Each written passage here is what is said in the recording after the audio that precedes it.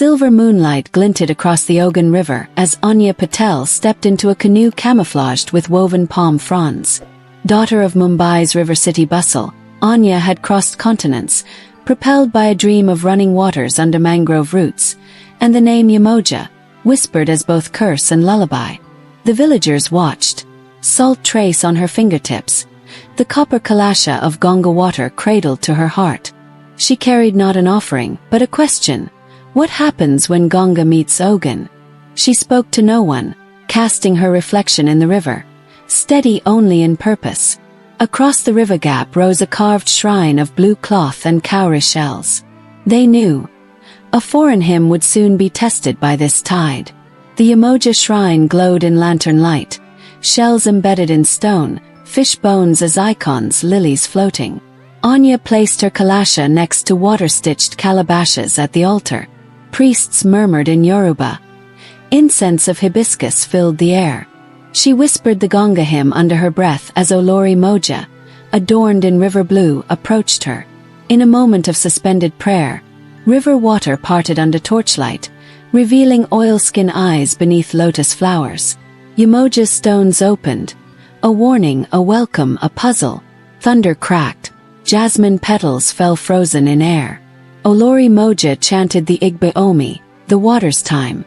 From the depths arose a woman body of yam silk and salt water. Her limbs shimmered with kelp-like foam. Without voice she asked, "Why cross worlds at the river's edge?" Anya replied, "Because in my home, river women drown what they love. I come to ask, can rivers learn each other's hymns?" A wave hurled Anya back. A single ripple answered, and the fish goddess curtsied. Under a moonlit canopy, Olori Moja drew 7 concentric circles in sand. The outer shell of world, the inner coil of snake, the center cradle of oath. Anya knelt, offering her ring carved with lotus and serpent. Veins of water ran across the circle. A duel of silent wills began, river against river. With each breath the circle hummed. At its heart rose a serpent of water, its form lit by moon and chanting villagers. Anya's vow rang pure. If we clash, may my courage flood the river, not steal its bed. Yemoja bowed. The river shimmered as though yielding.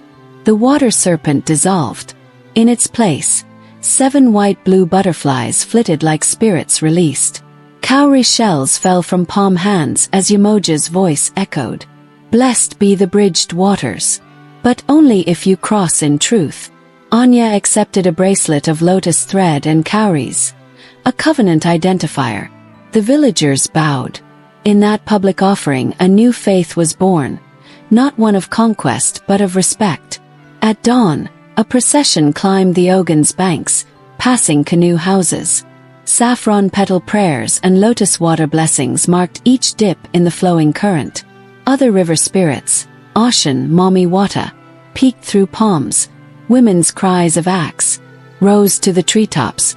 Anya lowered her container of Ganga water into each tributary, reciting a Sanskrit-Yoruba hybrid mantra taught by Olori. Obayalu the elder steered the last canoe. In his eyes, both respect and unease simmered.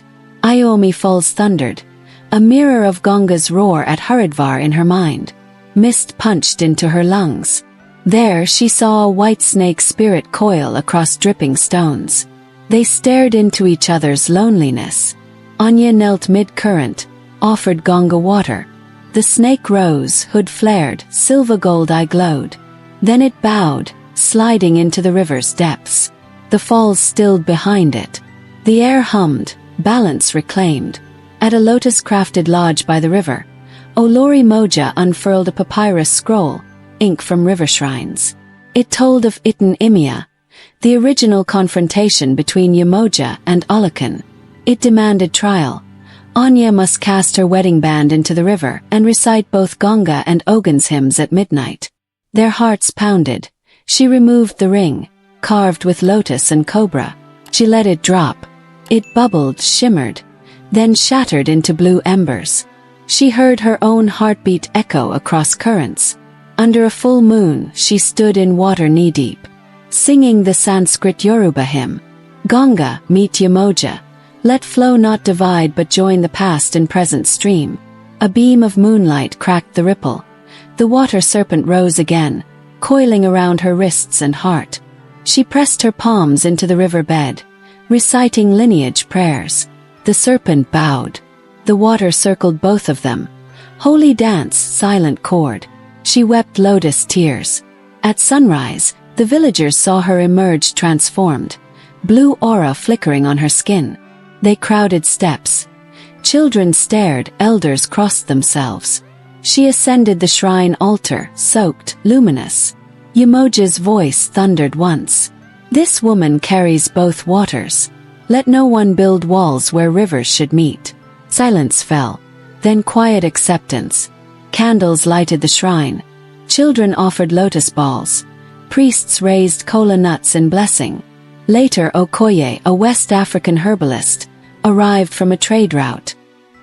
He found Anya at river's lip, carving Ogun script in sand. Tears glistened in her eyes. The lotus thread bracelet glowed. They exchanged vows not of distance but depth. He would taste Ganga dew, she would learn Ogun chant.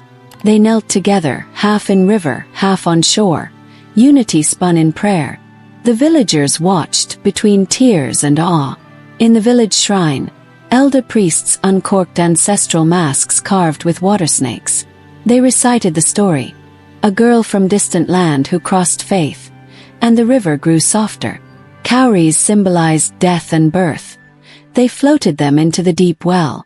Anya stepped forward, offered her sari dyed in both saffron and blue. She burned it at the altar. Smoke rose in double spirals, bridge. From the fire, phosphor flame spiraled into letters. O Jira. Days later, Anya taught children to paint shells with Sanskrit glyphs and Yoruba idioms. They murmured songs of two rivers. Fishermen listened. Teenagers dipped their feet into Ganga-flowing Ogun water. Obialu handed her a new kalasha, made from river clay. He said, "Add river water and speak your truth." She placed both Ganga and Ogun water inside. Mosaic of worlds within a single vessel. At dawn, Anya prepared to leave. She stood at the river edge, faces of villagers behind her. She dipped her fingers into the water, sprinkling joint flow into their palms. Cowries and lotus seeds fluttered in their faces. Olori Moja laid a hand on her shoulder.